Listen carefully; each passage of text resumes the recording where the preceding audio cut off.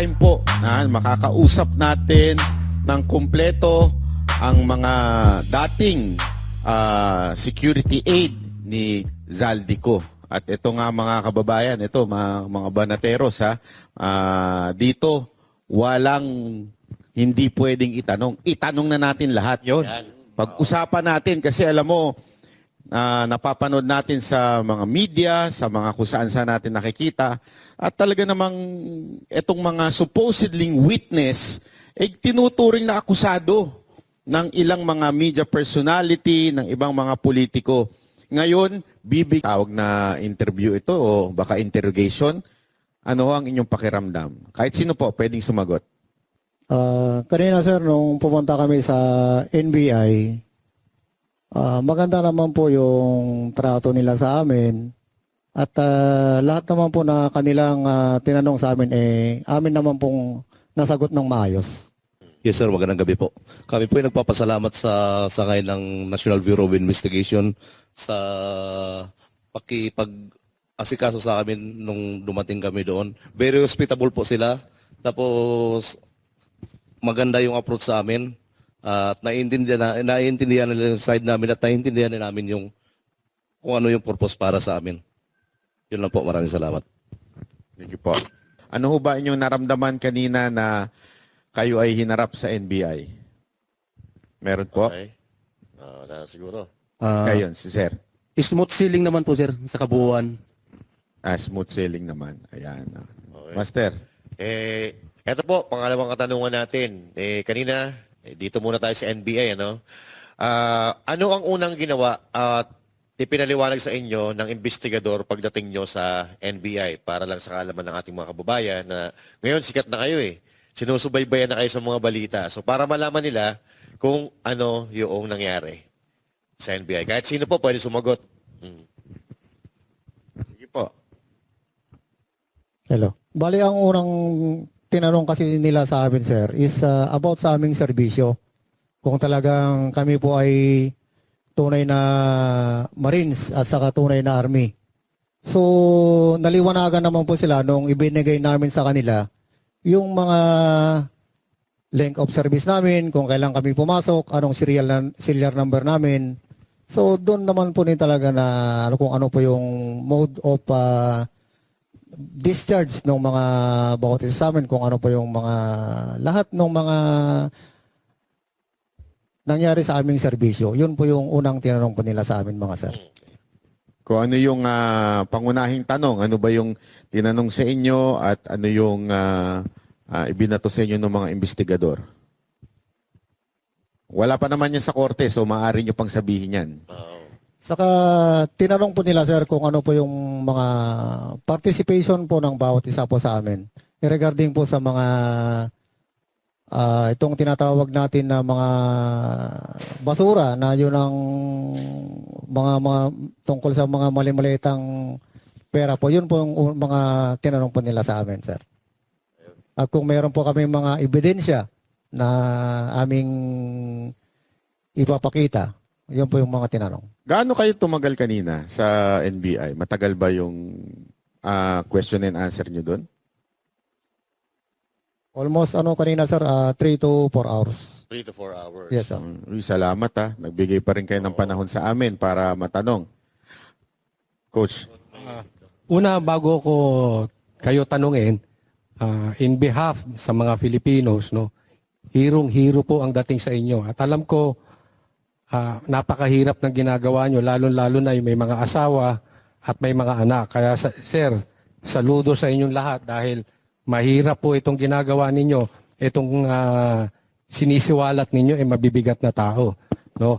Pero ito ang aking tanong, may mga dokumento o ebidensya ba kayong ipinakita o ipinasa sa NBI kanina? And bigyan ko na rin ng follow-up question, ha? Kasi merong sinasabi itong si Director Matibag na meron daw 8 sa inyo na hindi naman nagtrabaho kay Zaldico or under doon sa ibang handler. Meron po ba dito? Sino dito yung 8 o meron po ba o wala? Linawin nga natin. Sige po. Sir, wala yung sinasabi po ni NBI director na yung 8 po na hindi po nagtrabaho kay Boss Saldi, hindi po yung totoo, sir. Lahat po kami, sir, nagtrabaho kay Boss Saldi ko. Saan kaya niya nakuha yung chismis na yun? Hindi lang namin alam po, sir, kung saan po nanggagaling yung mga... Paano ba kayo napasok bilang security ni Saldico? Meron bang particular na tao na kumontak sa inyo o si Saldico mismo tumawag sa inyo o ni-refer lang kayo ng bawat isa? Kunwari, may kaibigan kayo o may isang tao kayong parang handler? Sige po. Unang-una po, sir, nag-hire po si Boss Saldi ng Marines. So first siya nag-hire sa amin PA Marines. So lahat ng proseso ginawa po namin pag-apply. So sa totoo lang po, sir, ako po yung unang-unang Marines kay Boss Saldi. Bago dumami itong mga Marines. So 9 years po ako kay Boss Saldi ko sa kumpanya. So sabi niya sa akin, yung namatay si former Congressman Matukabe, sabi niya sa akin, Sam, I need 7 Marines right now in 1 week. Can you produce? Sabi ko, yes, sir. So, wala pang 1 week, sir. Nakaproduce po ako ng 7 Marines. So yung ganun po yung nangyari. Tapos tuloy-tuloy na po yung pag-hire namin. At saka, bawat isa sa amin, sir, magkakakilala kami. May mga classmate kami dito sa training, sa Marines. So, yun pong hina-hire namin po sila para, siyempre, ayaw kasi ni boss na hindi kilala ni boss. So, automatic, na-hire po sila. Dumadaan po naman sa proseso. Okay. Yun lang po, sir. May ano ba kayo, sir? Meron kayong idea bakit Marines ang kinukuha kadalasan? Ang kuan kasi, sir, ang story po kasi niyan, yung ano po, sir, mga tulpo, Marines po kasi yung mga security niya. So nag-usap po sila, sabi po, Boss Haldi, ano ba yung mga security mo? Ganito. Sabi niya, kuha ka ng Marines. Hindi ka iiwan yan hanggang kamatayan. Pero biniro niya, huwag mo lang gutumin. Yan. So ito, boss, wala nang question, no? Kasi may mga nagtatanong may mga nagtataka, hindi, sisiraan lang yan si Martin Romualdez, hindi naman niya nagtrabaho kay Saldico. So, ngayon, i-close na natin yung diskusyon na yon na hindi kayo nagtrabaho kay Saldico. Dahil lahat po kayo dito ay nagtrabaho pala kay Saldico. Okay? May katibayan po kami, sir, na may mga company ID po kami. Ayun. Maganda May yan. mga picture ba kayo, sir, with Saldico? Meron po, sir, meron. Talaga. Tapos, regarding sa NBI pa rin, kasi kanina, pagkatapos, pag-alis nyo ata doon sa NBI, na-interview itong bagong director ng NBI, tinawag nga niyang deadlock itong pagkikita ninyo. So, ibig sabihin, parang nagkaroon ata ng diskusyon sa magkabilang panig. Kaya, hindi natuloy yung pag-uusap. At isa pa sa inireklamo niya ay hindi raw kayo pumayag noong one-on-one nakakausapin. Ano po ang masasabi niyo doon? Sir, ganito ka, sir. Nung pumunta kami, sir, sa himpilan ng National Bureau of Investigation, is nag-iisa lang po yung aming abogado. So, may karapatan po kaming magkaroon ng abogado bawat isa. So, hindi naman kayang isustain ng isang abogado lang po yung bawat isa, sir, sa amin. Kaya, hindi kami pumayag talaga, sir, na hiwa-hiwalay, sir. Yun, maliwanag. Anong masasabi niyo dun sa parang akusasyon na dahil sa economic problem daw ninyo, ibig sabihin nangangailangan lang daw kayo, kaya kayo nag-iingay at nagsasalita. Ano masasabi niyo? Hindi ba kayo nasasaktan dun? Sir, sa amin, sir, bilang mahirap na mamamayan ng Pilipinas, kahit ganito lang po yung estado ng aming buhay. At since nung umalis kami sa serbisyo hanggang nagtrabaho kami kay Boss Saldi, meron naman po kaming kaunting naipon. Although na natanggal kami, Pero yung naipon namin na yun, sir, yun po yung ginagamit namin hanggang ngayon, sir, na ikinabubuhay ng aming pamilya. So, yung mga nag-aakusa, sir, sa amin na lumantad kami dahil lang sa kahirapan po, sir. Hindi po magandang akusasyon sa amin, sir, yan na ginagawa nila, sir, sa amin. Yung iba po, may gustong idagdag doon? Yes, sir. Nagtataka nga po ako bakit nasabi niya yun eh. Kasi dito sa amin may mga retired po, pensionado po kami. So buwan-buwan po meron po kaming natatanggap na dahil nagserbisyo kami.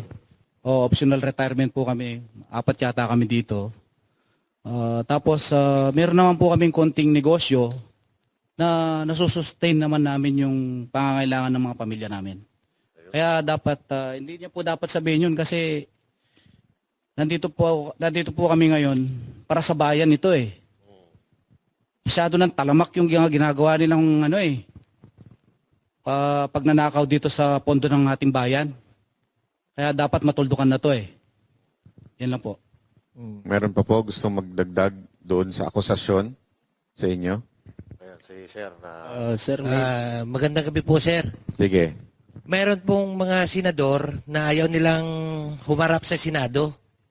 Kasi siguro natatakot sila na pagdating doon, baka masabi na, ikakasama ka pala, senador eh. Siya nabigyan. Yun lang po, sir. Si Sir.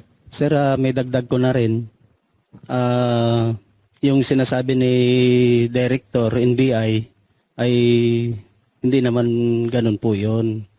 Ang totoo po ay nakapag-ipon na rin naman po kami sa tagal namin doon kay Boss Saldi. Tapos po, may separation pay din kaming natanggap. Yun. Kaya sapat po yun para sa amin. At hindi po kami nagpapabayad dahil lang dito sa kwan na ito. Lumabas kami talaga, bukal sa aming kalooban, sa mga kasama ko.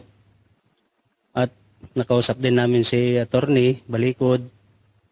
At yun po, na lahat ng mga katotohanan tungkol sa korupsyon dahil naaawa po kami sa taong bayan. Apektado po lahat talaga.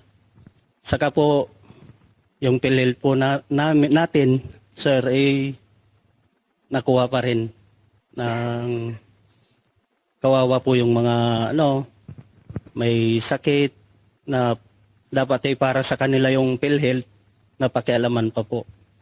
Kaya doon po nagkuhan kami, usap-usap talaga na ilantad kung ano yung naging trabaho namin pagdating po doon sa basura.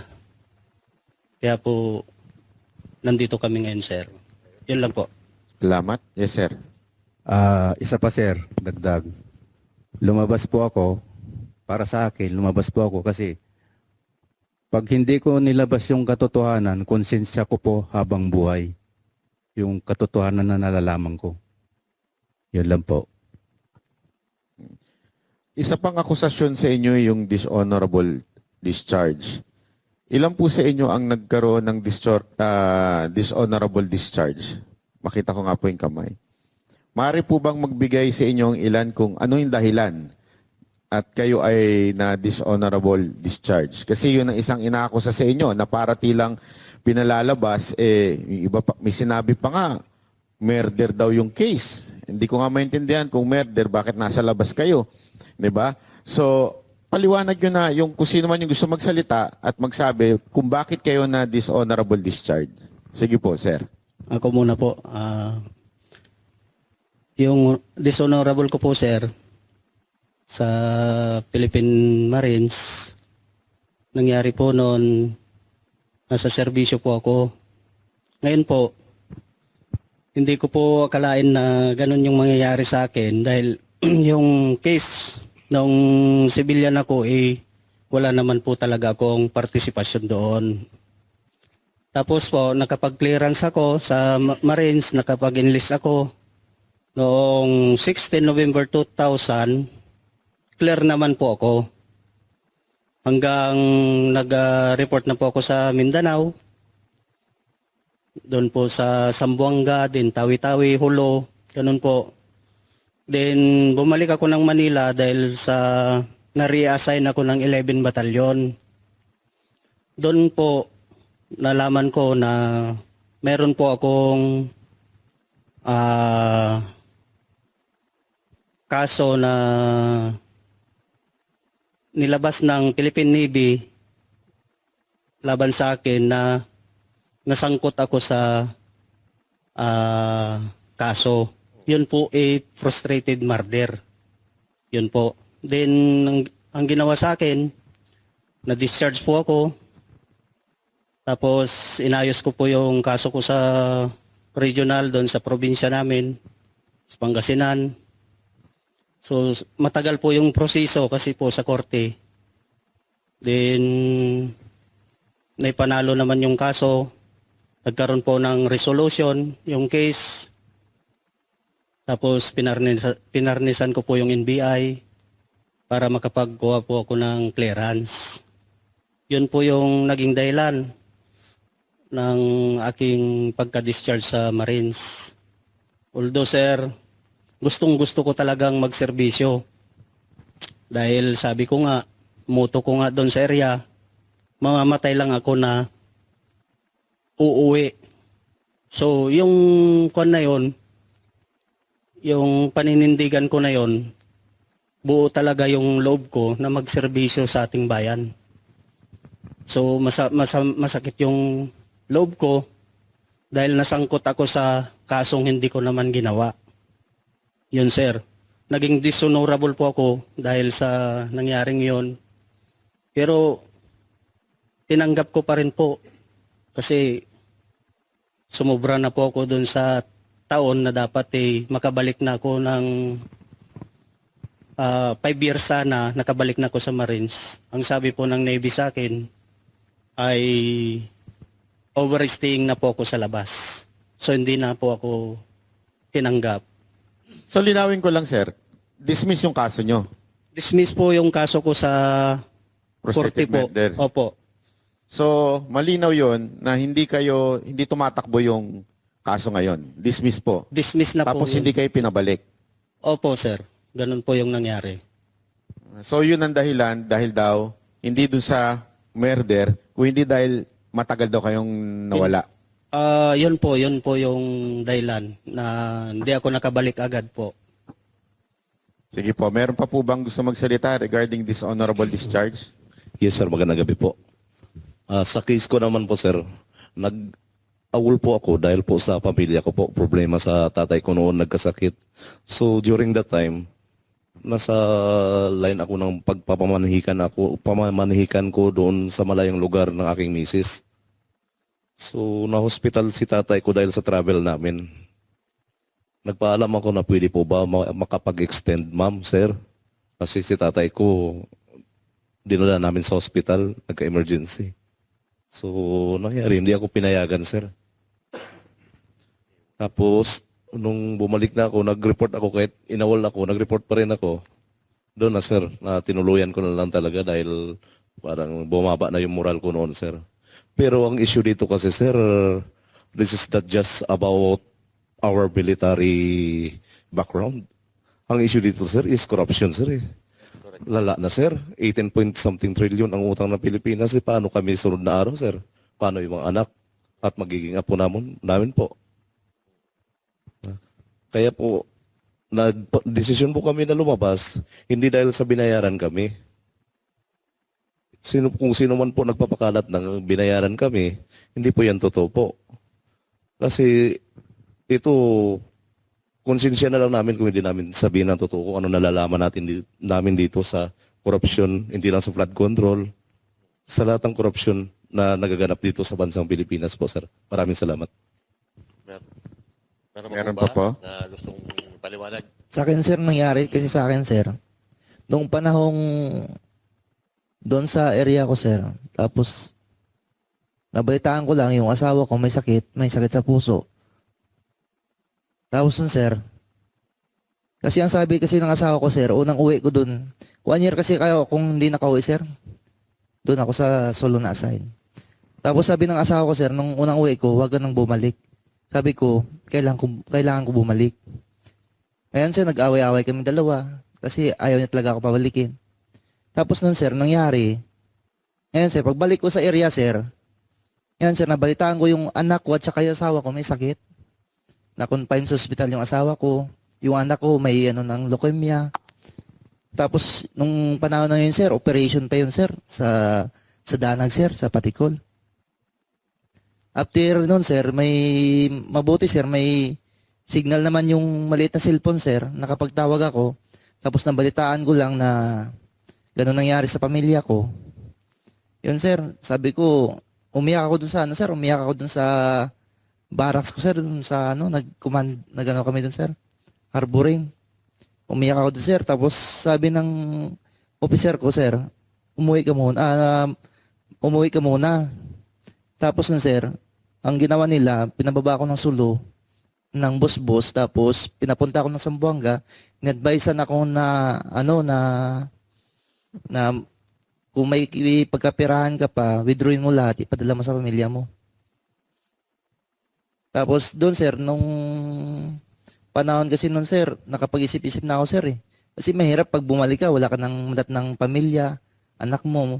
Mahirap no sir sa panig ko sir, mahirap yun sir. Kaya nagdesisyon na ako na hindi nang bumalik sir. Yun naman yung rason ko sir. Salamat, So, sir. sa madaling salita, mas sinunod nyo muna yung commander-in-chief nyo bago yung tunay na commander-in-chief, di ba? Hindi, kasi importanteng maunawaan ng mga Pilipino na nagkaroon kayo ng dishonorable discharge, hindi dahil kayo ay hindi loyal o meron kayong ginawang kabastusan o kawalangyaan. Kung hindi, ito'y mga family emergency. Kaya kayo nagkaroon ng dishonorable dahil hindi lang nakapasok o nakabalik sa tamang oras. Tama po ba? Meron po ba dito na discharge dahil sinapak nyo yung boss nyo, sinaksak ninyo yung ayaw nyo sundin na boss? Wala naman, di ba? So, sige, coach. Ito, narinig ko yung sinabi ni Sir eh. Maganda yung sinabi niya na bakit ito nagiging issue sa amin.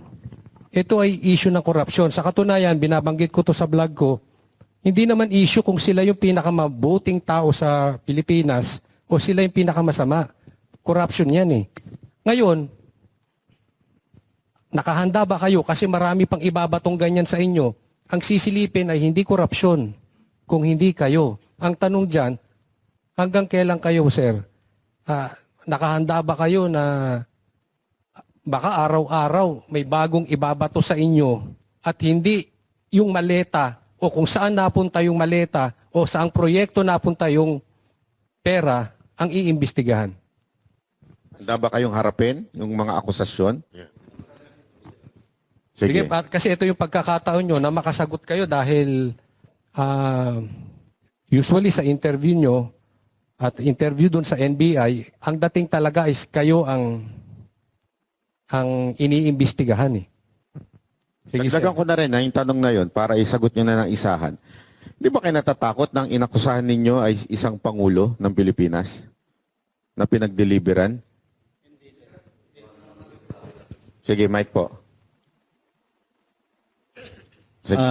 Sir, hindi kami natatakot kasi ang sinasabi lang namin dito ay pawang katotohanan lamang po. At bis po doon sa trabaho namin, nasaksihan naman talaga namin yung mga pera at kami yung nagdadala sa mga sangay ng gobyerno po natin. Yun lamang po. Okay, may gusto sumagot? Yes, sir. Sa likod. Yung ginawa namin dito, sir, wala naman po kaming sinisirahan eh.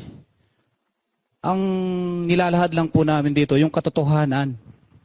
Kasi po, tinarabaho namin yan eh. Nagbasura kami, dineliver namin. Nagsasabi lang po kami ng totoo. Wala po kami sinisiraan dito. Yun lang po. Tsaka yung sir yung napansin ko, yung pagbabayad daw sa kanila kaya sila lumabas. Walang sense eh. Kasi isipin mo, gobyerno na nakaupo, yung kakalabanin nila. Pwede sigurong bayaran sila para manahimik. Yun, pwede pa. Pero yung bayaran para lumabas at kalabanin yung gobyerno, parang mahirap eh. Imposible eh. Master. Pero meron na. Meron akong balita. Sino yan? Bulong-bulungan. Binayaran? Na may mga nagtangka magpatahimik sa inyo. Gusto bayaran, boss? Meron Meron gusto din, sir, magsalita sa inyo tungkol dito. Meron daw nagtangka magpatahimik sa inyo at nag-alok ng maleta. Yes or no? Yes po, sir. Magkano to? Sige, yung sagot po, yung sagot. Hindi naman, sir, usapan ng malita ito sa pag-offer sa amin na babayaran kami. Pero hindi po kami pumayag doon. Kasi sabi nga namin, kung Dikit po natin yung mikropono. papayag tayo sa babayaran tayo para tumahimik, parang makukonsensya kami, sir, sa ganun, sir, na parang hindi namin ilabas yung katotohanan. Pero ito, marami nagtatanong din eh. Sabi nila, parang it's too good to be true. Anong ibig sabihin nun? Parang, imposible naman. Sila yung nagdi-deliver ng maleta nun. Hindi ba sila kumupit? Yun yung mga tanong ng mga tao eh. Hindi ba sila kumupit?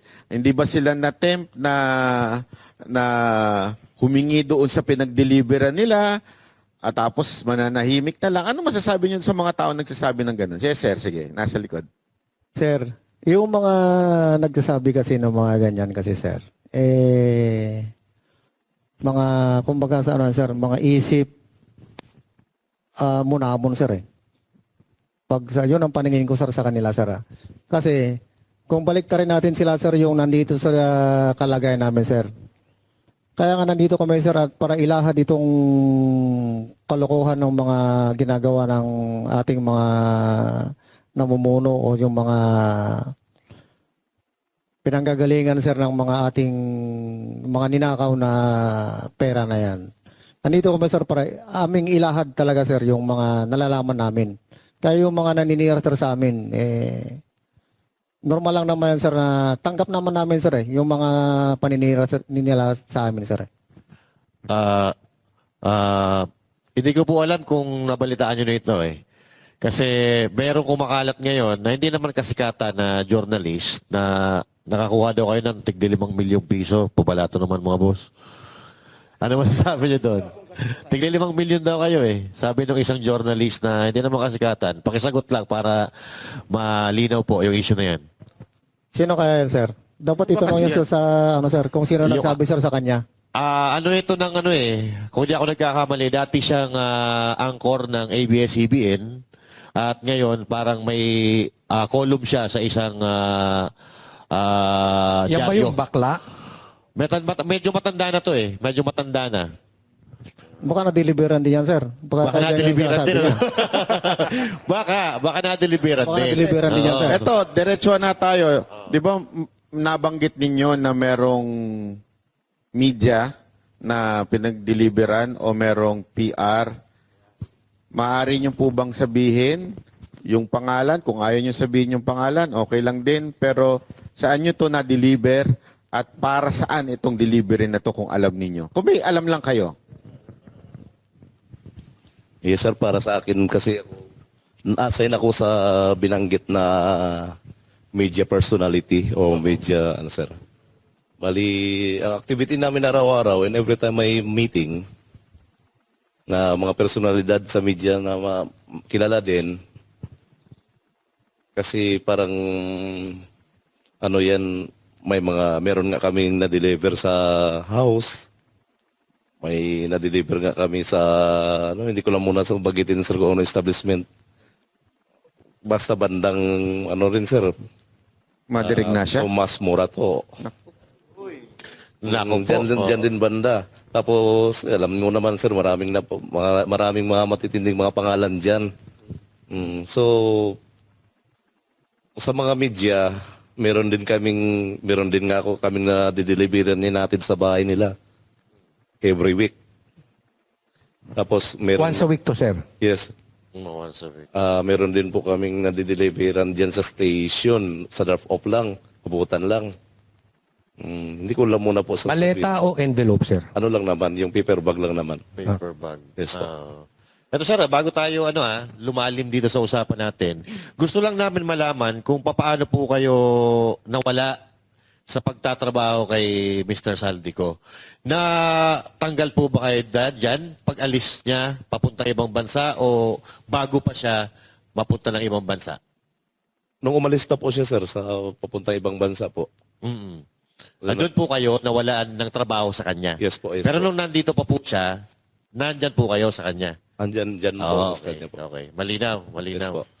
Sige po. Ayun. Sir, kailan nyo na-realize na yung dinideliver nyong maleta o basura, pera na ng gobyerno? Nare-realize ko po nung kasagsagan nung andun ako sa kanya dahil minsan nagpipick up din kami sa Horizon. Inaabot din ni yung AE niya, ni Paul. Ang perang na ginagamit for operation niya kung saan yung may mga meetings. Yes po, ganun po.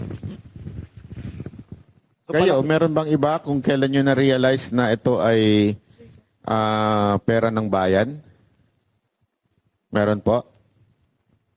Kailan nyo po na-realize na, uy, sandali, medyo may mali na dito Medyo sobra-sobra na tong pinamimigay namin Kailan nyo po na-realize yun? Tapos isa pa dun, sir, yung dito, sir, yung pumutok na po yung flood control. Yung pumutok na flood control, doon na namin unti-unting naintindihan na galing pala doon yung pera. Hindi pala sa negosyo, hindi lang pala sa negosyo ni boss. Okay. So ang paliwanag ni Saldico, sa negosyo niya yan. Ang pagkakalam po namin, sir, kasi negosyante nga si boss, sir. Yes po. Okay. So, naintindihan ko na. Kaya, kasi tinatanong ng iba, bakit ngayon lang kayo nagsalita na ganito? Meron pala, noon pa, meron ng ganon dahil sa negosyo niya. Yes po, sir. Okay. So, maliwanag sa atin, no? Mm. Nung pumutok yung flood control dahil na-fact check ng kalikasan, doon nagduda sila, sir, na ito palang hinatid natin na pera, galing pa ito sa kaban ng bayan. Pero eto, ano po ang masasabi ninyo doon sa statement ng isang mambabatas na kahit daw 5 taon kayong mag-deliver ng maleta, hindi kayo makakapag-deliver ng 805 billion. Totoo ba yun? Kasi doon sa 805 billion, di ba? Sabi ni Atty. Baligod. So kahit daw 5 taon kayo na maghakot ng maleta, hindi daw mabubuo, mahirapan daw mabuo yung 805 billion. At sinabi, papasubok daw sa inyo sa NBI. Pinasubok ba? Hindi naman po pinasubok na NBI sa amin. Sir, lapit lang po natin yung mikropono pag sumagot tayo. Sige, sir. Ang sistema kasi, sir, ang sabi nung sa balita, paano bilangin yon? Binibilang sa machine. Pero sa pagbilang ng mga EA na nakikita namin, naka-bundle na yan, sir. 1 million, 20 million. Ganun na yung bilangan, sir, hindi na mas sa machine. So, hindi kayo nagbibilang, yung EA. EA, sir. May idea kayo kung nasaan yung EA ngayon? Ito yung Paul at Mark, di ba? Yes, sir. Wala din kaming balita po, sir, eh. Wala. Wala din po. So, kayo, basta hindi nyo naman siya binibilang na, basta dinadala nyo na lang bulto-bulto, 1 million, isang manok, di ba? Yes, sir. Pero nandun kayo, sir, nung kasal, nung aid ni Saldico. Wala po ako nun, sir. Kasi matindi daw yung handaan, boss, eh. Nung kasal King crab ba doon? May king crab? May king crab. Ayun. Nandun ako, sir, nung ikinasal si Sir Paul Estrada. Ayun. Dahil ako yung driver ni Joey de Guzman nung time na yon. So talagang bunggang-bunga, sir, may Ferrari pa nga eh. Saka Ferrari saka big bike. So big time talaga. So sa tingin nyo, sir, nakinabang din yon? Sa tingin nyo po, nakinabang din yon yung tao na yon? Yung kinasal? Sigurado Yes, yan, sir. Yes. Sigurado. 100% yan, sir, 100%. Oo, kasi nag-viral yun, boss, eh. Talagang matindi daw yung handaan, tapos mga bigatin yung mga bisita, eh. Kaya yun. Yes, sir. Flood control. Kasama din ako doon nung kinasal si Paul Estrada. Nasaksihan ko talagang naka-ingrandi talaga. Kung sa trabaho niya siguro, sir, yung ingranding na hindi kakayanin. So, yun, tama din sinabi ni Tap. May may sasakyan pa nga eh. Mustang ba yun o ano? Ferrari. Oo, Ferrari. Ferrari. Regalo. Tapos mayroon pa siyang big bike na ano doon. Kaya nasaksihan ko talaga. Balikan natin yung pag-alis ninyo kay Zaldico. Ano, nagpaalam ba sa inyo si Zaldico o sinabi, sinabi ba sa inyo, hanggang dito na lang ang serbisyo nyo o basta na lang kayo iniwan sa ere? Bali, nung tinanggal kasi kami, sir, si Boss Aldi nasa ibang bansa po. So, bali, ang nagpa-terminate na lang, sir, sa amin is yung head ng HR at saka yung mga officer namin, sir. Sila so, yung, sir, sila na yung parang nag-facilitate. So, ibig sabihin, nagpunta muna siya doon, employed pa kayo. Yes, sir. Tapos biglang nalaman nyo na lang through do sa HR na hindi na kayo, tinanggal na kayo. Yes, sir. Well, anong binigay na rason? Ayun nga, sir, na ang nakalagay doon sa namin, sir, is retrenchment, sir. Hindi, kasi kaya ako tinatanong yan kasi ang tanong is baka naman dahil daw bitter kayo kay Zaldi kaya nyo nilalaglag na si Zaldi at yung mga katrabaho o yung kanyang mga kanegosyo. Anong masasabi nyo doon? Sir, ang masasabi ko dito, nung tinerminate na po kami, ay wala na po kaming magawa kasi ang sabi po sa amin, wala na po silang may pasahod sa amin. Kaya tinanggap na rin po namin. Kaya po nakuha namin yung separation pay namin. Opo. Then, nung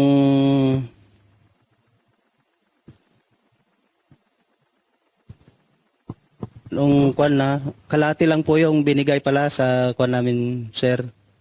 Sa benefits na binigay po sa amin. Pero naging sapat pa rin yun sa amin kahit sa malit na halaga, malaki na yun sa amin. Kasi po, So hindi nabuo ni Zaldico? Opo. Ito si Zaldico, may pera pandemanda sa akin. Hindi man lang binayaran ng buo ito mga ito. Ikaw talaga, So may utang pa pala po sa inyo si Mr. Zaldico.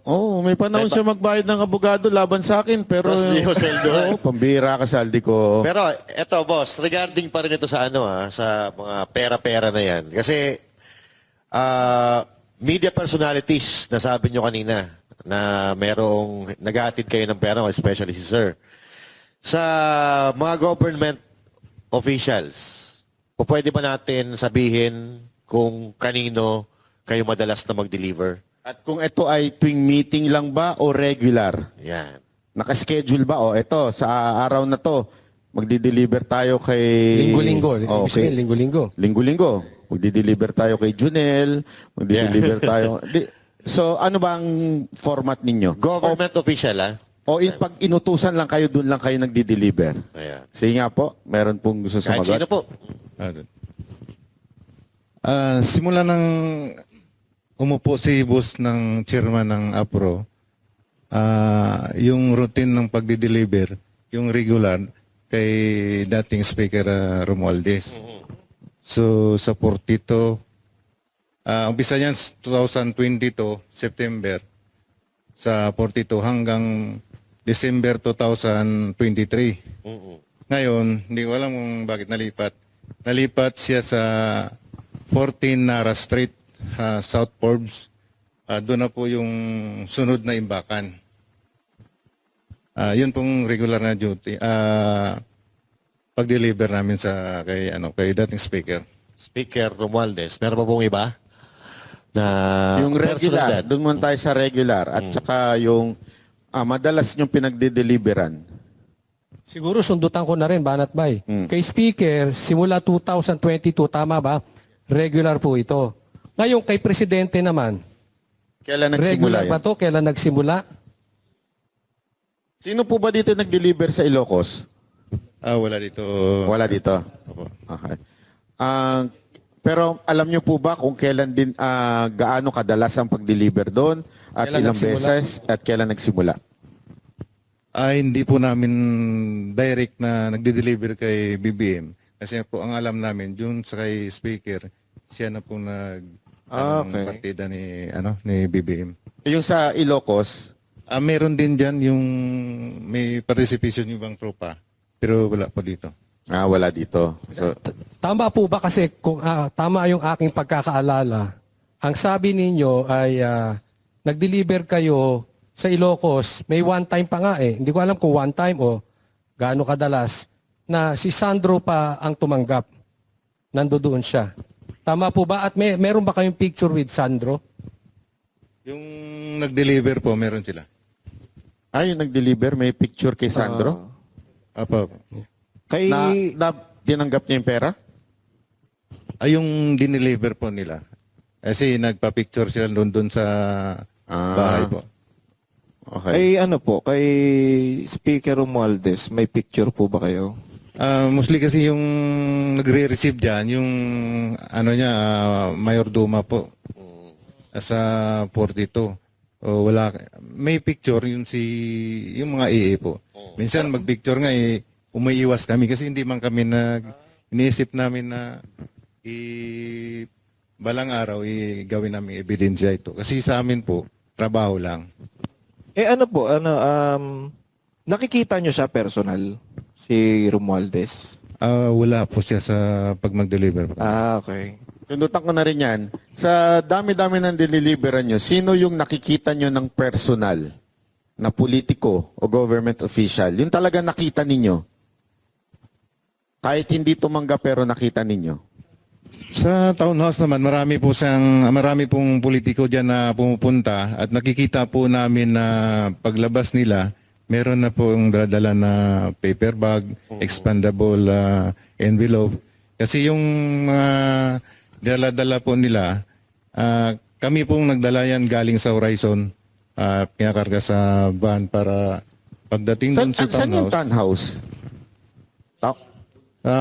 Manila Polo Club Townhouse. Sir, sinong sila yan? Sinong nila? Sino-sino tong mga to? Marami po dyan. Mari po ba kayo magpangalan? Nang naalala ninyo? Sa akin nakita ko, dalawang beses si Senator, si Kong De Lima po. Dalawang beses ko siya nakita. Yung iba po? May bit-bit ba siyang expandable na, no? Meron po, meron. Ayun. Meron siyang bit-bit mismo. Siya mismo yung bumit-bit. Boss, linawin lang natin kasi ito nakikita natin sa social media, itinanggi ni De Lima. So gusto namin marinig sa inyo mismo na si Congressman De Lima ay nakita nyo na may bit-bit-bit-bit. Yes, po. Opo, sir. Ayun, malinaw. Kasi Baka ata siya congressman. Hindi pa. Pero anong nararamdaman ninyo? Sigurado naman napapanood nyo yung news, di ba? Ano yung nararamdaman ninyo na, eto nakita ko to diniliberan pero deny ng deny ngayon. Anong nararamdaman ninyo? Sige, sir, yung mic. Naiinis, sir. Naiinis? Kasi parang kami pa yung lumalabas na mali. At sinungaling. Mukha nga inis si sir. Sino pa? Kasi hindi naman po namin sasabihin yun kung halimbawa ko lang po, sir, no? Ordinaryong mamamayan lang po ako. Paano ko po malaman yung bahay niya kung hindi ako napunta doon? Yun. Makes sense. Tama. Oo. Ito pa, boss. Di po ba, sir? Sino pa po? Ano yung nararamdaman nyo tuwing napapanood nyo sa TV? Itong taon to, deny ng deny, dinimanda pa yung abogado namin. Talaga namang tumanggap siya. Sir, isa lang masasabi ko, don't shoot the messenger. Yun. Ayun. magaling. Ito, diretsuin ko na yung tanong siguro. Diretsuin ko na. Si Senator Soto, meron bang nakapag-deliver kay dito? Ako na sir, magano na. Kasi minsan ginawa niyang Itbulaga eh. Ang tandaan sir, nung ako yung dyan, yung team advance. Ikaw. So, nauna kami sa area sa Baclaran, sa building. Sa opisina yata dyan sir sa Baclaran. Ngayon, pagdating nila ni boss, ako nag-guide dun sa baba. Kasi sa baba may daan dun sir eh. May elevator paakyat. So pag dating nila, ginaid ko. Tapos, bumaba na sila ni boss. Umakyat sa elevator. Tapos, yung ibang tropa, bumaba din. Dadala rin ibang malita. Ako, yung dalawang malita mismo, dadala ko. Tapos, tinulak ko para makasabay sa kay boss, paakyat yung dalawang malita. Sino itong boss? Si Saldi ko? Sino yung boss? Si Boss Saldico po. So kasama si Saldico na nag-deliver kay Soto? Opo. May nagsalubong lang na Elevator. sa elevator. Tapos kasabay niya paakyat. Tapos yung malita kasabay rin po. So, Sino tumanggap? sino tumanggap pagdating sa taas? Kasi hindi na kami umakyat no sa taas. So yung mga boss na lang ang nag-usap? Opo, kasi building po ni Senator Soto po yun. So, pero Okay. Building ni ano? ito pong building na to kay ano talaga, confirmed kay Senator Soto. Opo, kasi may, nakalimutan ko pero may pangalan doon sa taas eh. Baka tanggalin na nila yun. Hindi ko na alam sir. Hindi kasi ang Ginagawa niyang Itbulaga eh. Pero di ikaw, di ba, nakita mo mismo yan. Sa sarili mo, ikaw mismo nagbitbit ng 2 maleta. Ano nung nakita mo sa news na dumidinay si Soto? Anong nasa isip mo? Sa isip ko sir, parang natatawa lang ako sa sinasabi niya na baka hanapin ng misis niya yung malita na yon. Pero sa akin naman, hindi naman ako magsabi ng kasinungalingan kasi ako mismong nag-abot kay boss pasabay dun sa elevator.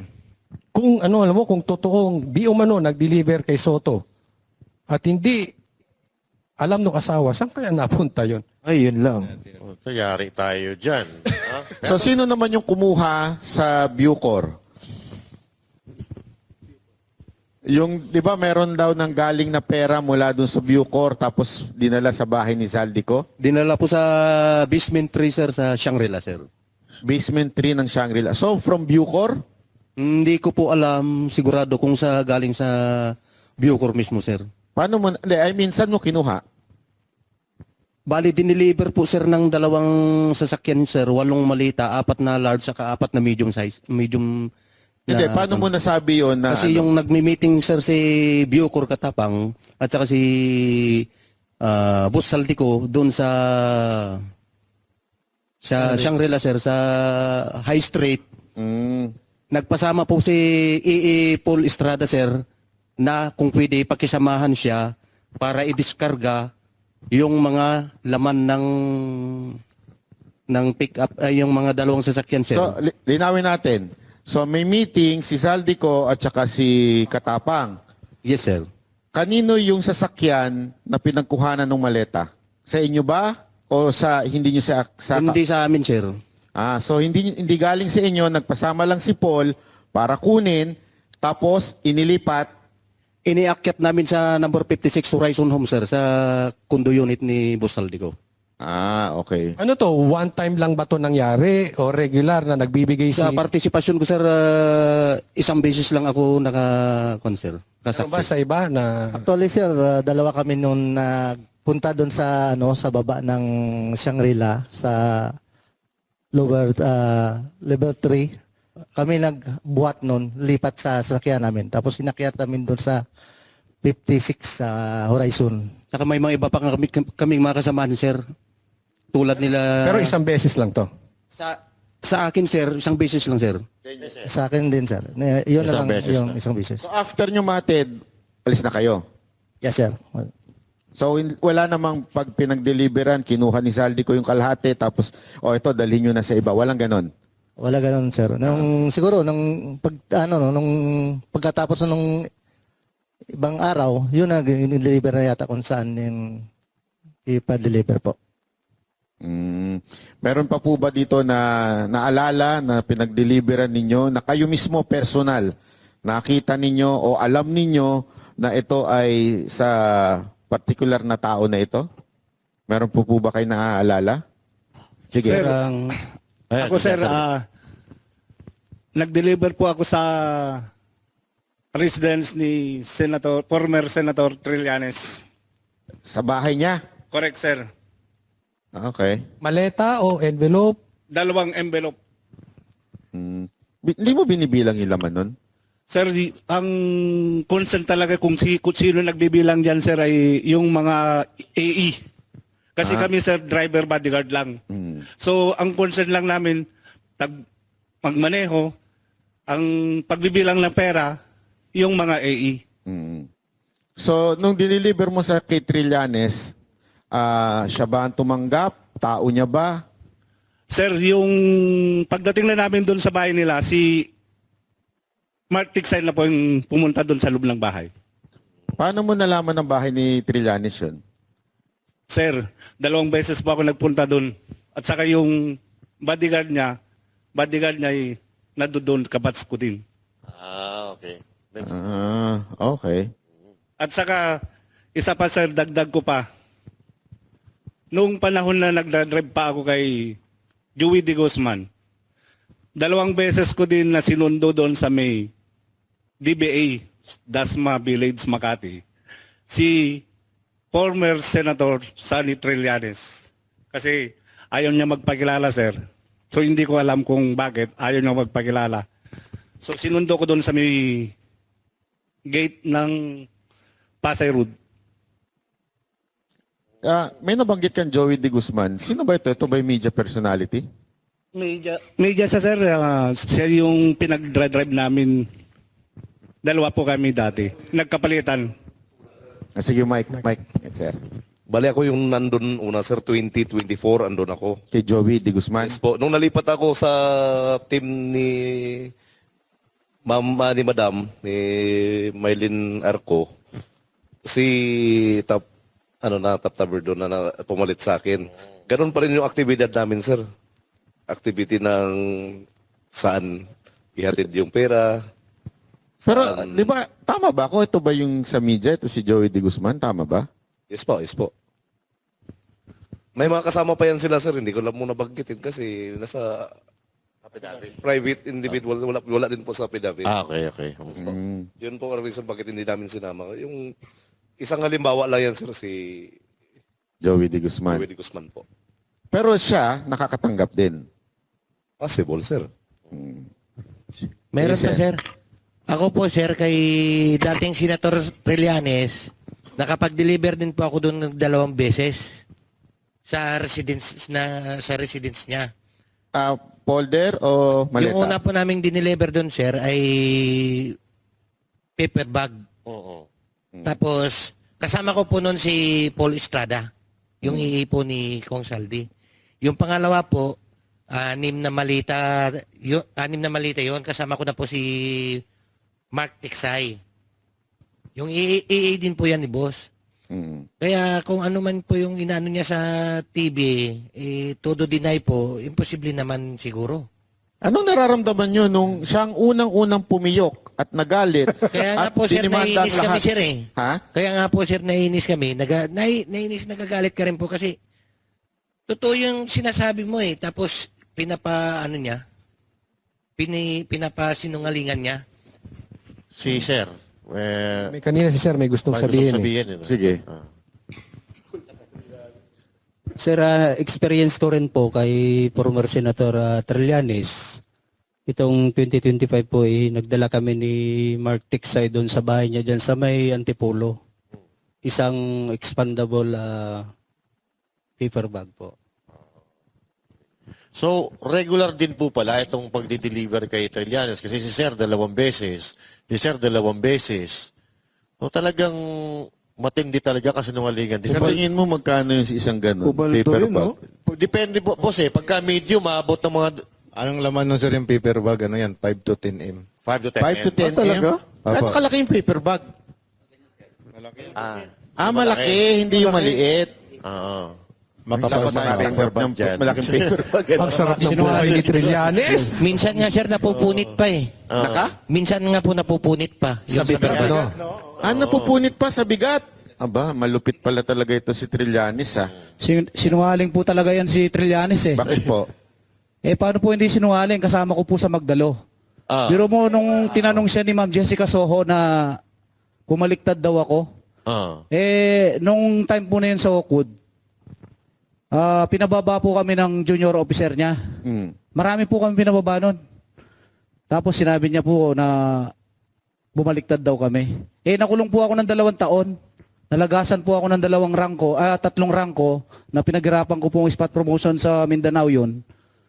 Kasi naniwala kami sa kanya. Naghirap po yung pamilya ko noon.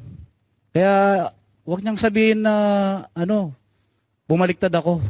Napakasinungaling niya talaga. Totoo ba yung sinasabi ni Pierre Ardi na Yung mga magdalo daw, pinitik yung mga kutsara tinidor dun sa hotel.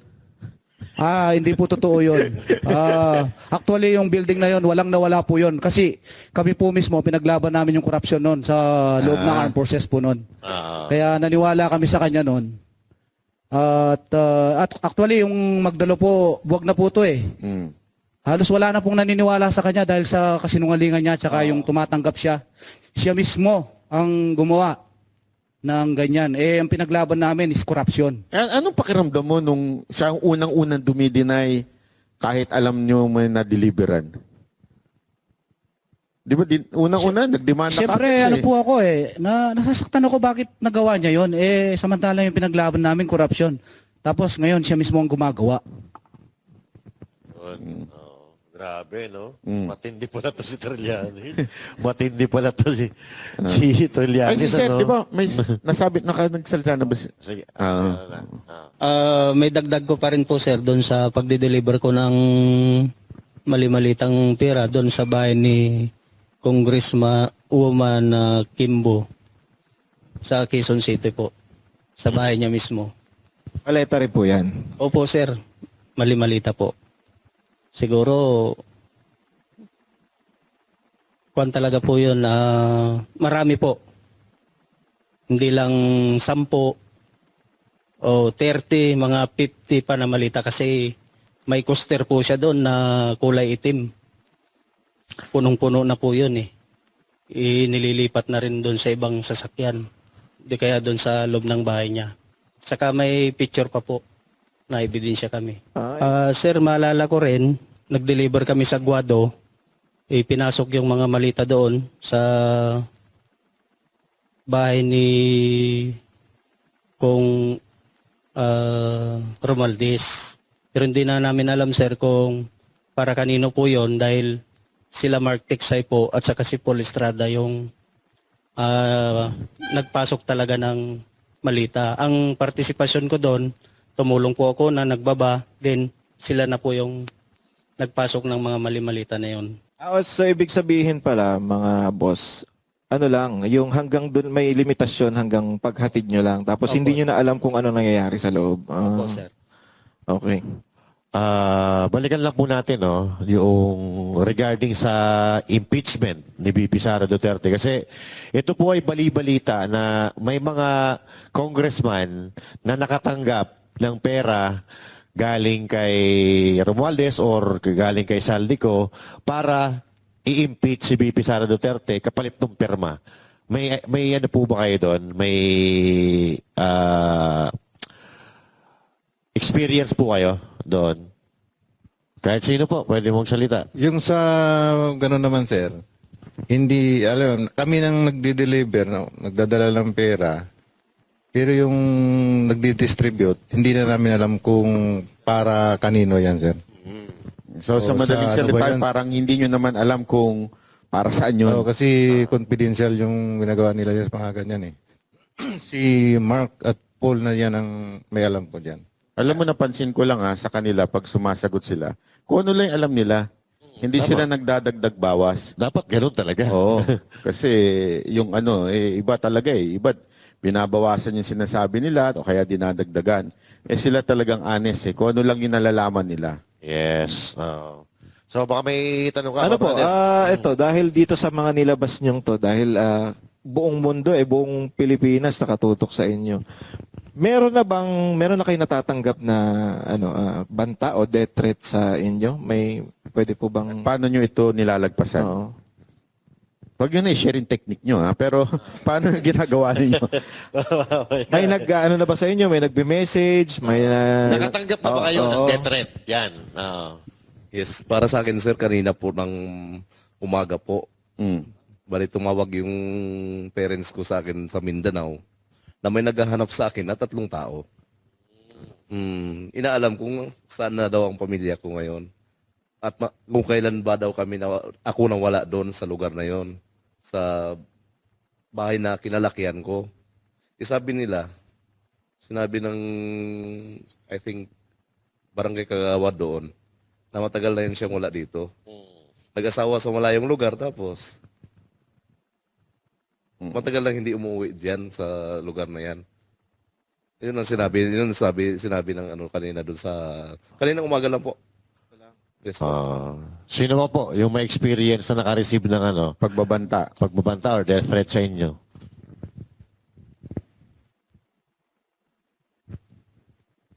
Sir, yung pagbabanta kasi noon na ginawa sa amin ng isang officer namin is na pagka itong kung lumabas kayo, ang sabi doon sir, kung lumabas kayo, siguraduhin lang ninyo na mapataob nyo itong gobyerno. Pagka hindi nyo mapataob ito, may kalalagyan kayo. Yun ang sinabi mismo nila sir sa amin. So, Okay. So ito, isa pang tanong meron ba kayong napag-deliver ang cabinet secretary o yung mga secretary ng mga department ng gobyerno? USEC? And, mga secretary or USEC? USEC, secretary. Aside from mga congressman? Meron po, sir. Sino? Si Yusik Bunuan po, sir. Si Secretary Bunuan? Yes, sir. Ng DPWH? Yes, sir. Yung umalis na, yung matanda? Yes, sir. Anong kaalaman mo doon? Bali ako po, sir, ay driver noon. Ang kasama ko po doon ay si Boss Mark, Mark Tiksay. Tsaka si Brian Lasaga. Ako po yung driver, bali si Brian Lasaga po yung ano ko, yung security. So dahil driver, ano po yung ano namin, pag nagbababa kami ng malita, tumutulong na rin po ako. Yan, ganyan. Yan, pag sakay po na, kasi ako po yung driver, hindi ko pa alam yung isisend sa akin yung location. Yan, yung location ng EA. Yan, ako na bahala mag-mapping, papunta rin sa bahay. Sa bahay ito ni Bunuan? Bahay ni Yusik Bunuan. Pag sakay po namin, tatanungin po namin yan, si Boss Mark, kaninong bahay ba? Kay Yusik Bunuan yan, huwag kamingay. Kay Secretary Bunuan? Yes, sir. Binigyan pa nga kami siya ng tagta 3,000 eh. Galante, Ano ba yung nililiver nyo? Paper bag, maleta? Paper bag o maleta? Malita po, sir. 8 malita po. Ha? 8 malita. 8 maleta, tas 3,000 binigay? At least meron. Yung iba, walang binibigay eh. Iba ba? At least meron. Sino ba pinakagalante na Para daw po sa amin, sir. Ha? Para daw po sa amin. For the boys po baga. For the boys. Sino pang may experience ng galante sa kanila? Sino ang galanting pinag-deliveran ninyo? Ang nakatanggap pa ng aminin natin, di ba? Meron namang ganyan for the boys, tip, di ba? Kung baga, sir, para lang po yun sa amin na nag-deliver. Oo. Yun. At least honest si sir, di ba? Yes. Ito, sa Comelec, nag-deliver po ba kayo? Gusto namin marinig sa inyo kasi narinig namin sa social media. Gusto namin marinig sa inyo mismo. Ilang beses po ba kayo nag-deliver sa Comelec at kanino po i-deliver? Saan? Saan? Saan Comelec? Bali si chairman ng Comelec. Sino po? Garcia. Chairman ng Comelec po. Garcia.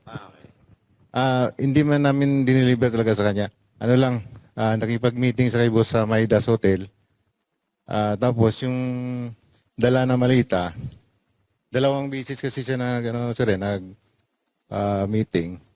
Bali, yung EA na po yung nag-transfer doon sa sasakyan, pero yung dinikit nilang sa parking. 2 beses po yun na nangyari. Ilang maleta, tsaka kailan to? Before the election ba to? Bago mag-eleksyon, tsaka yung after ng eleksyon. 4 na malita po. 4 na maleta yung down payment. Tapos yung kabuuang bayad, 4 ulit. Parang ganun. Tigda-2 po. Dalawa. Medium size. Wala kaya. Medium size. Sir, magkano sa tingin niyo yung isang medium size na laman? Parang 35 to 40 M. 35 to 40 million. Curious lang ako, no? Pag binigay yung maleta, mamahalin din yung maleta, pati yung maleta sa inyo na. Ganun ba? Wala nang balikan yun. No? Pag, babalik para lagyan ulit. Sa kanila na po yun. Doon na yun. Sige. Nakikurious ako dun sa Rimowa kasi ang mahal nun eh. Original po ba na Rimowa yun? O galing dyan sa tabi-tabi lang? Yung mga peke? Okay. Yung mga Class A na tinatawag, na tinitinda sa Green Hills sa Divisoria, ganun po ba? Yan po, sa mga Green Hills. Tapos yung Ang mahalaga Divisoria po. maihatid eh, no? Hindi, ang- 999, baka buy one take one pa yun. No? So, linawin natin, dalawa nung una, na ang tiglalaman ay 35 to 40. So, sabihin na natin 35 plus 35, 70, plus pagkatapos 35, 35, 70. So, 140 ang total. Ito, how about delivery kay Secretary Anyo at saka Secretary Pangandaman at Secretary Tio Laurel? Meron po ba kayong kaalaman dyan sa mga sekretary na to? Townhouse na yan, sir. Ha? Townhouse po. Sa townhouse, pumupunta sila. Yes po. Kamiting nila si boss tapos si speaker. Ganun. Hindi, pero ka-meeting lang o nag-abot kayo o nagdala kayo ng maleta doon sa sasakyan nila? Hindi kasi mula doon sa may Horizon, sir, may dala na kami ng paper bag. Yung paper bag, pinapasok namin doon sa Unit 8. Tapos doon din sila nag-meeting. Pagtapos meeting po, paglabas nila, dala na nila yung paper bag. Hindi, pero nakita niyo yung mga sekretary na binanggit ko. Opo, andun sa sa So kilala ninyo? Opo, sir. Paano ba maging sekretary? Hindi ko alam Oo eh. nga eh. Pinuturo-turo lang eh. O ikaw na. Pumapaldo pala dyan, no? Oo. Alam mo, dapat yung kanta sa kanila yung yung gaano kadalas ang minsan. Parang yan lagi ang Napagkalata naman yung edad mo, Boch. Ayun, so Sa Quadcom, ayan, sa Quadcom, meron bang nakapag-deliver sa inyo? yung nakapag-deliver sa House, yung mismo sa Kamara, sa Congress.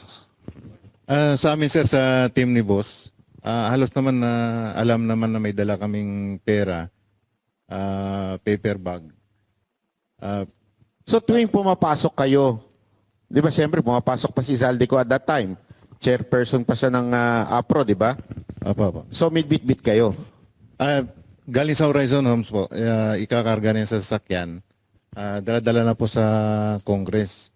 Tapos iakyat namin doon. Yung EA na po yung mag-distribute. Ano to, maleta o paper bag? yan po. Paper bag. So pinapasok nyo, saan nyo pinapasok sa Congress? Pagka inaakyat doon sa opisina ni Boss. Hindi, saan kayo dumadaan? Kasi Sa marami daanan helipad yun po, eh. helipad. Sa helipad, sir. Sa helipad. Yes, sir. Doon Tapos may CCTV doon. Meron, sir. Kasi ito yung VIP, di ba? Yung helipad. Ang dumadaan lang dyan si speaker eh. At saka yung mga friends niya. Yes, sir. Di ba? Tapos diretso yun. So, Pero minsan din, sir, doon sa kabila sa 325, kasi dalawa yung opisina ni Boss eh. Sa 325 din po. gaano kadalas yan? Anong Quadcom po? Pag may every na mag-meeting, meron pa kaming dadala. So pag may hearing, may bit-bit kayo. Opo. Hindi nyo lang alam kung saan na napupunta. Pagka labas ba ninyo, bit-bit nyo pa rin yun? Hindi na po. Alam ko sa mga member po ng Quadcom po ibibigay. Teka muna, tanungin natin to Quadcom, no? Kasi gusto natin to eh. Parang mainit ka sa Quadcom. Hindi naman. Hindi, tuwing may meeting ang Quadcom o may hearing, ilang maleta, lahat ba sila o panggrupo yung ibinibigay ninyo? Maleta ba? Folder? Paper bag po, individual naman pagbigay sa kanila. Yung iba na hindi na hindi na bibigyan sa townhouse na po. So yung pinapasok ninyong paper bag, 4 million ba o mga 2 million lang? Ano po yung laman minimum po 5 to 10 M po. Magkano? 5 to 10 M. Ang isang envelope. Hindi, isang paper bag. Isang paper bag. Yung expendable envelope, bali 2 M lang yung laman po noon. Gaano kadami yun? Yung paper bag? Marami naman po. Marami. Kaya palang sipag nila hearing. Pwede araw-araw ang hearing. Pumapaldo pala. Oo nga eh. Ito. How about Senador Escudero, Ligarda, Erwin Tulfo, at gaano kadalas? Doon po sa kay Senator Ligarda po doon sa bahay niya. Sa Batangas? Sa Forbes. Dito? Sa Forbes. Opo. Kasama po mismo si Kong Saldi nun, sir. Ano to, senador siya o congresswoman pa noong time na to? 2024 po yun, sir. 2024. Eh, di, Senador na. senador Oo. na. Oh. Pag meeting niya doon, si boss, pagpasok nung libo ni boss, binaba namin yung 2 malita. Ilang beses po yun? Gano'ng kadalas? O isang beses lang? Para sa akin po, sir, isang beses lang po, sir. Andali, 2 maleta? Yes, sir. Aba, Medium yan, sir. Medium, sir. Medium? Sabihin na natin, medium. Medium 35, to, large. 70. Medium po, sir. 70. 999. Bakit hindi, eto, nagtataka lang ako, bakit laging medium, hindi large? Mabigat. Mga 3 tao, sir, kung alanganin ka magbuhat. Di ako, kaya ko yun. Ako. Bigyan mo nga. Kakayanin mo. Medyo ka lang. Tapos, doon po kay Senator Escudero, kasama din po namin si Boss Saldi noon. December po yun, sir, 2024. Doon sa bahay niya sa New Manila. 4 na malita rin po, sir. Etong mga nangyayaring, eto, di ba, pinag-uusapan natin yung ginawa ninyo sa NBI.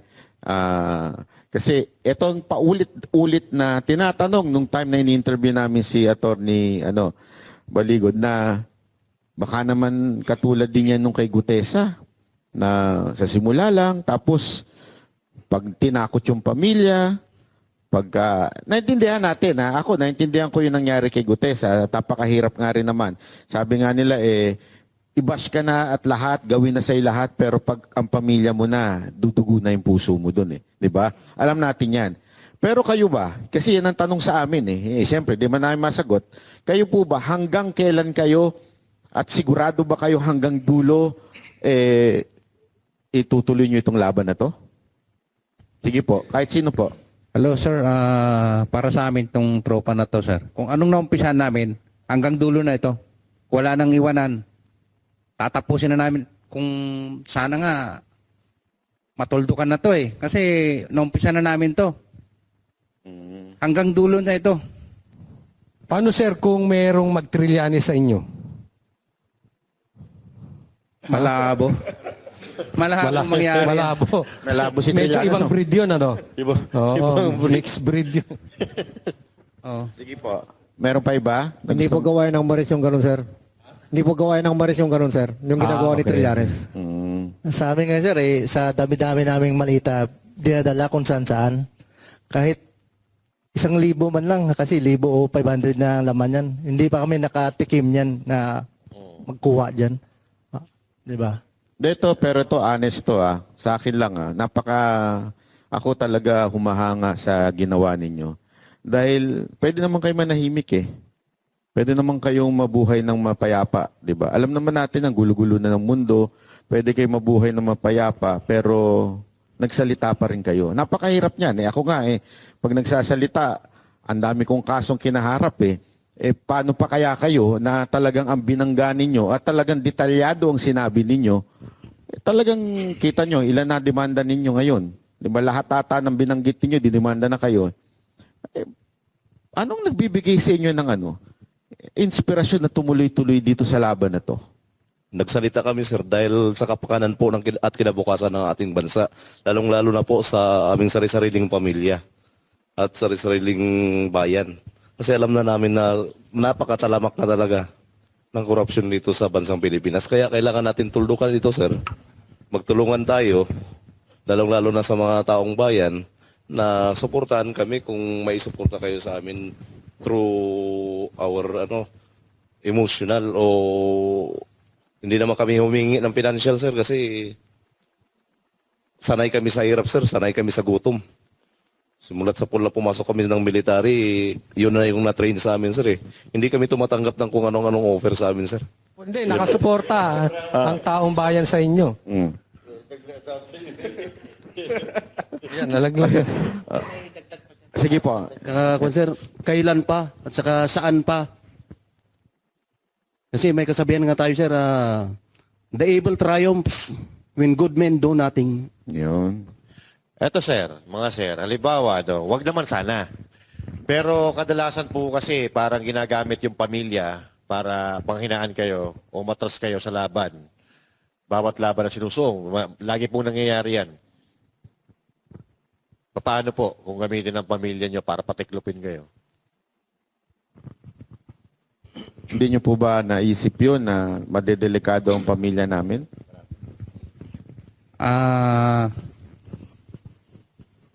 Sige sir, kayo, ikaw, hindi ka pa nagsalita si sir, ngayon na. We are ready, sir. Ready.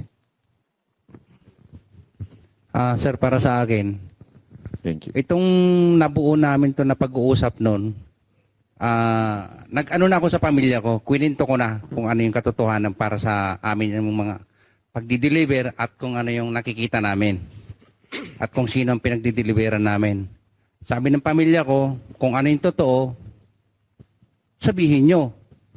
At andito lang kami, sabi ng pamilya ko. Kaya yung pamilya ko, sila yung nagpapalakas ng loob ko. Kaya sumama din ako dito at nabuo itong team namin na naumpisan namin. Kaya hanggang dulo na to. Para sa bansang Pilipinas. Good. Meron pa po. Sir,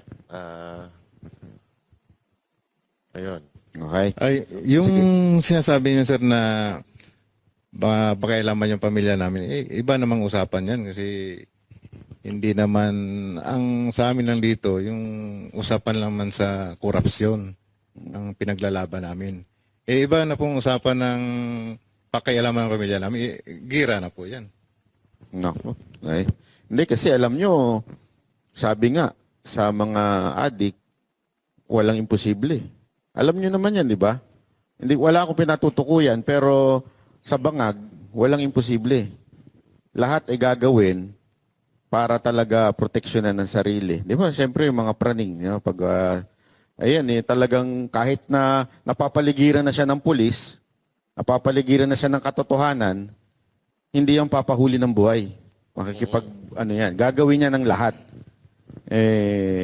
Alam naman natin na marami sa ating government official na bangag sa kapangyarihan, lulong sa kapangyarihan. So gagawin niya lahat para hindi mawala yung kapangyarihan na yon at yung nakukuha pa nila hanggang ngayon. Kasi ang balita natin, di ba, kayo din, alam niyo yan, tuloy-tuloy pa rin sila eh. Imagine niyo, corrupt ang 2025 budget. Until now, inulit pa nila. Para bang wala sila talagang konsensya, paulit-ulit. Hindi ba kayo na-frustrate doon? Sa bagay na, ano ba yan? Paulit-ulit na lang. Hindi nyo ba naisip na meron pa kayong gawing hakbang na iba? Ito nga sir, yung ginakbang namin nga ngayon, baka may dadagdag pa kami na para matigil na talaga itong korupsyon ito dito sa ating bansa. So marami pa kayong ebidensyang ilalabas? Yes po, marami pa po. At saka maliban sa ebidensya, boss, parang narinig ko, hindi lang kayo 18. Meron pa pong, kung halimbawa man, may gawin sila sa inyo, may backup na mga Marines din po ba ito? Na mga natitirang iba? Ano naman ang pakiramdam ninyo na na hindi kayo nimbitahan ni Lacson at parang tila minaliit kayo ni Lacson at ni Soto? Hindi kayo inimbitahan sa Blue Ribbon. Yes, sir. Meron ba? Sige lang. Baka sir, hindi niya lang kami inimbitahan kasi baka mapatunayan doon, masabi yung katotohanan. Pag nagtanong sila ba? Si Lacson po ba ay nakatira ninyo? Meron kayong kaalaman? Wala naman. So, si Soto lang, yung ngayon ay nasa Blue Ribbon o sa leadership ng Senate. Opo, siya po. Okay. Puro kabila ang tinatanong natin nakatanggap eh. Tanungin natin sila. Kung si BP Sara, nung siya ay secretary ng Department of Education, naghatid po ba kayo sa kanya ng pera? Wala po, sir.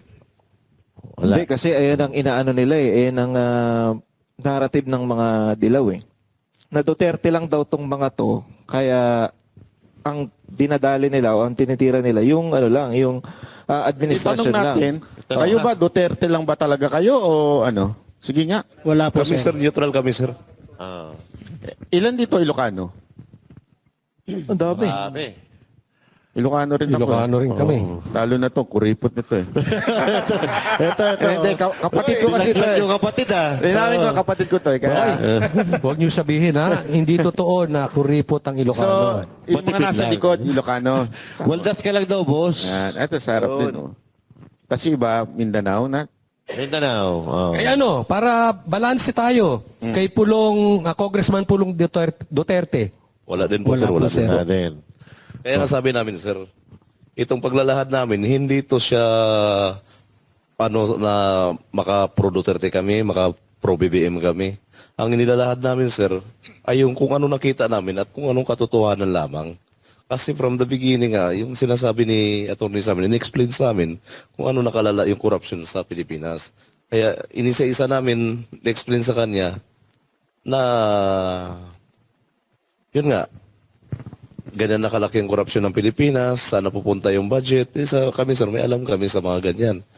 Kaya nabuo tong grupo namin na ito, na Brave 18, dahil sa desisyon namin na matulukan nga yung korupsyon sa Pilipinas. Tapos, ang ano dito, sir, yung sinasabi nila na pro Duterte kami, kaya tingnan mo naman, sir, si Senador Loren Legarda, si Senador Chis Escudero, di ba sa kabila, kay baka pro Duterte naman yan sila. Bakit namin dinamay dyan? Di ba? Kung may kinikilingan kami na na politiko, sana hindi namin binanggit yan.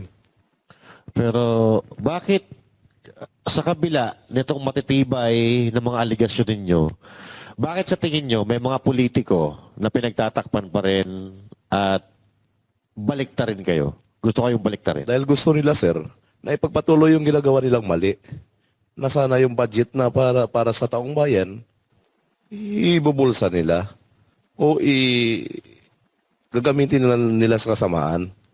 Kaya nga, desisyon naming lumabas talaga, sir, para matulukan talaga tong korupsyon sa bansang Pilipinas po. Okay, last question na. Ito, matinding tanong to. Sana masagot ninyo. Sino sa inyo ang inutusan ni Saldico para trabauhin ako? Wala naman. Hindi, ako nagtatanong lang ha. Ayan, pero hindi sasagot. Nakuan ko lang, sir, nag-meeting sila sa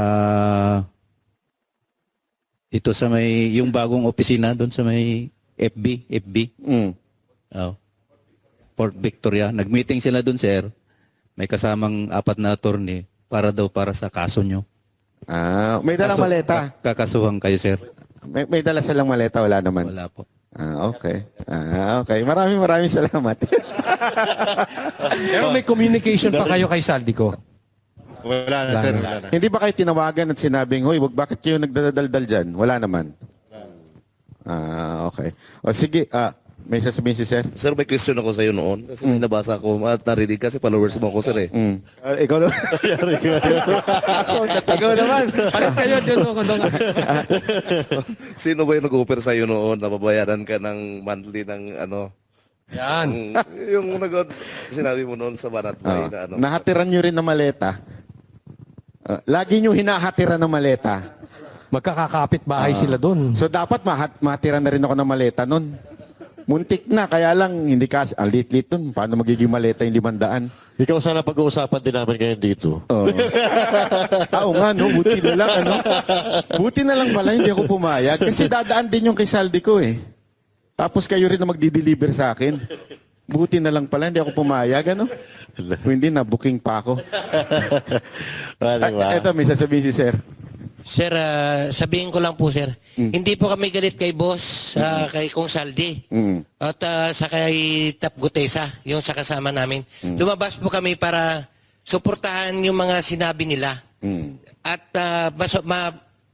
lumabas po kami para mapatunayan na totoo kung ano man yung mga pinagsisiwalat nila. Nakausap niyo na si Salamat Gutesa? Hindi pa? Hindi pa po eh. Pero may communication kayo, si sir. May communication kayo sa kanya? Wala naman. Sige, sige. Alam nyo, bago tayo magtapos, hingan ko lang kayo ng isang mensahe para sa ating mga kababayan. Pero gusto kong bigbigay lang sa inyo ng mensahe. Napatuloy nyo lang yan. Dahil sabi nga nila, kahit anong gawin nila sa inyo, nandyan naman po ang Panginoon para protektahan kayo. Truth and justice lang ipaglaban nyo. Dahil yan naman ang sinabi ng Diyos. Ipaglaban nyo yan at siya ang poprotekta sa inyo.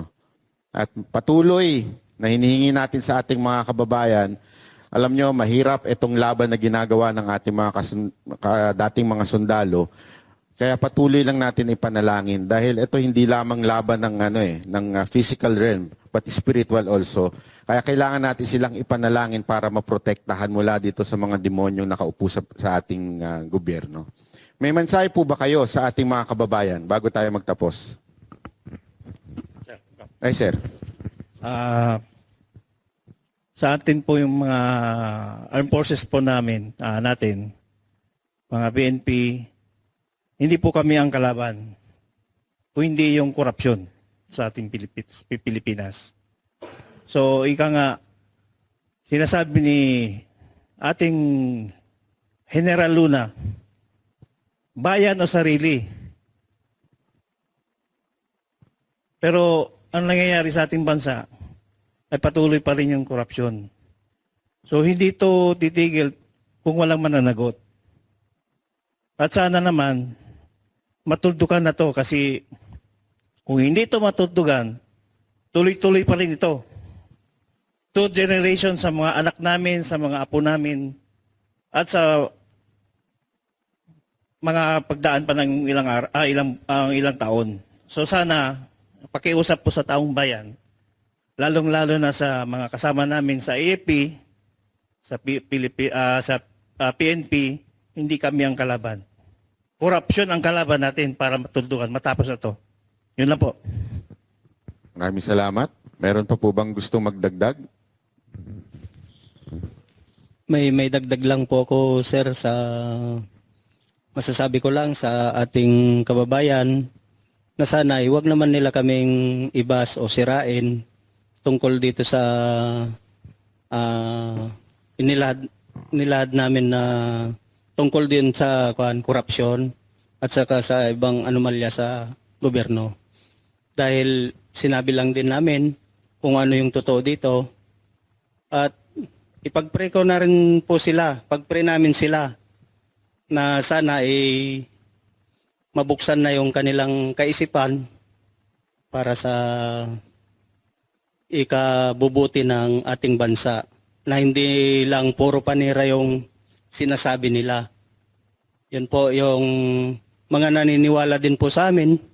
Salamat po sa inyo at makakaasa kayo na ang laban na ito ay hindi na magbabago.